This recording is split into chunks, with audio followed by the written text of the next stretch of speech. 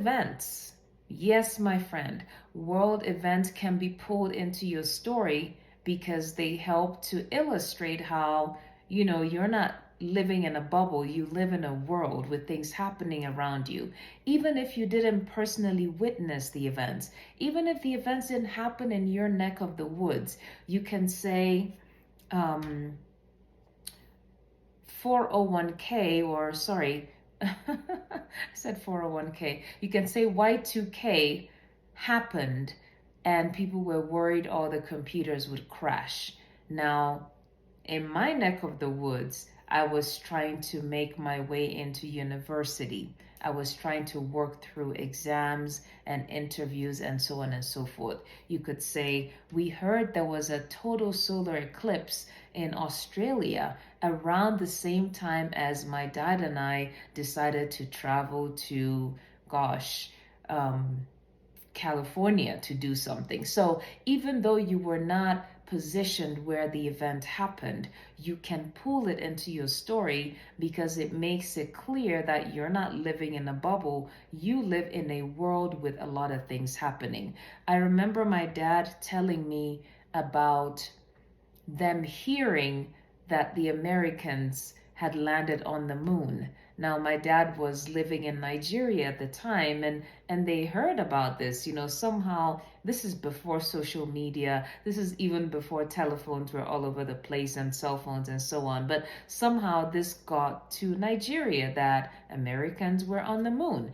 And he's telling me how they were sitting there looking at the moon and wondering how on earth this would happen. So, in his story, he could pull that into his story. I don't think he actually did. He and I were just chatting about it. But I'm giving an example. He could have said, I was trying to get a job at this school at around the same time as we heard the Americans had landed on the moon. So you can put things into your story, world events. Where were you when you heard some famous person did something? So you can put that into your story, and that makes for really fun reading.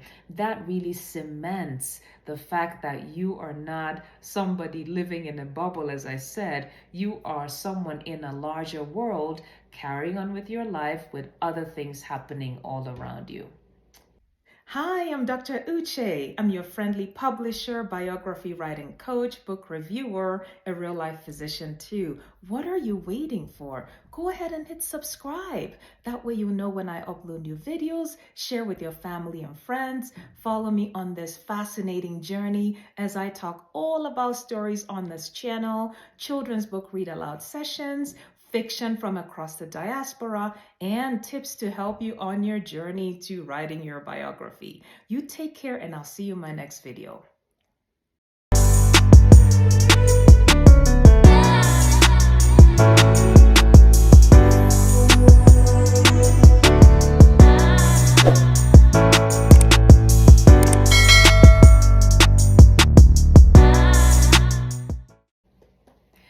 So I like to think that all of us are a product of our experiences, including things you did that you feel good about having done and things you wish you had done differently.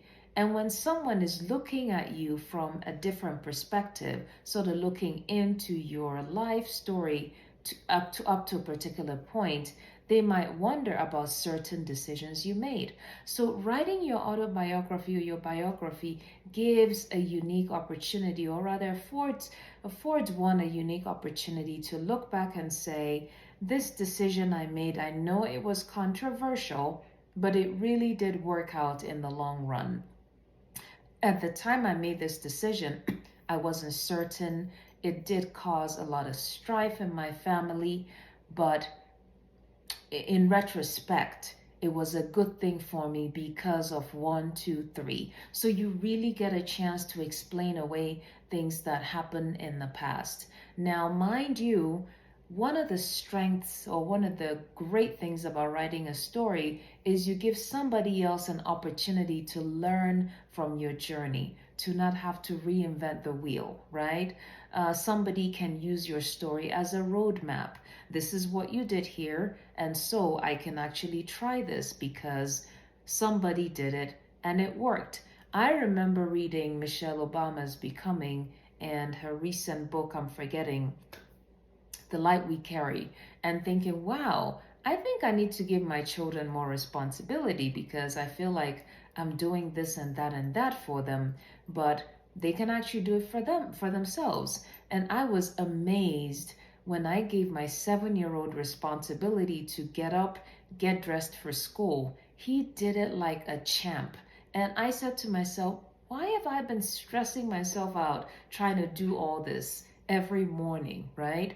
But he's able to put himself together. He was able to, I set an alarm clock, it woke him up, he got dressed, and so on and so forth. So, what I'm getting at is how somebody else's story can be a roadmap for somebody else. So, do not underestimate the power in your story.